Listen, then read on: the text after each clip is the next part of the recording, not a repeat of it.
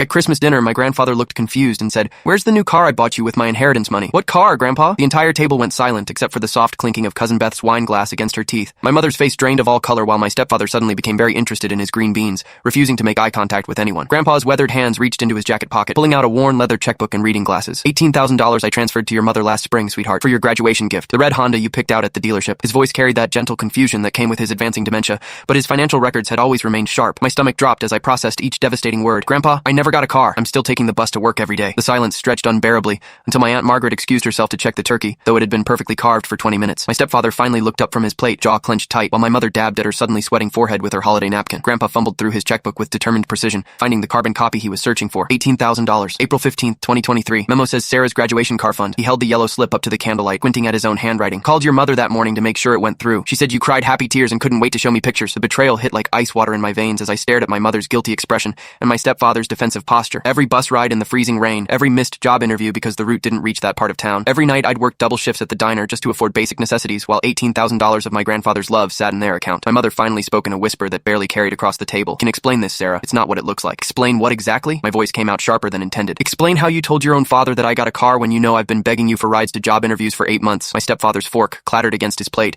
as he finally looked up with something dangerous flickering behind his eyes. The rest of the family sat frozen, probably calculating how quickly they could escape this genetic crime scene. Grandpa's confusion deepened as he looked between us, his mind struggling to process why his generous gift had evaporated. "But Dorothy, you showed me the pictures on your phone. The red Honda with the bow on it." Sarah was so excited she was crying. His voice broke slightly, and I realized this sweet old man had been living for months believing he'd made his granddaughter's dreams come true. My mother's hands shook as she reached for her wine glass, downing half of it before attempting to speak. "The thing is, Sarah, we had some unexpected expenses with the house repairs and..." She trailed off as my stepfather shot her a warning look that could have frozen the gravy. The pieces clicked together with sickening clarity as I realized they'd been actively deceiving my grandfather about it for 8 months. "Show me your bank statements," I said quietly, my voice carrying the kind of deadly calm that comes right before someone completely loses their shit. "Show me exactly where that money went." The Christmas tree lights twinkled mockingly, while my entire family sat in stunned silence, probably realizing their little secret was about to explode like a nuclear bomb at the dinner table. 2 hours later, after Grandpa had been taken home and the family had scattered, I sat in their living room with bank statements spread across the coffee table like evidence. The $18,000 had been systematically drained through casino ATM withdrawals, luxury restaurant charges, and payments toward my stepfather's motorcycle I'd never even seen. The red Honda with the bow had been a complete fabrication, probably a stock photo they'd shown my grandfather. When I contacted an attorney the following week,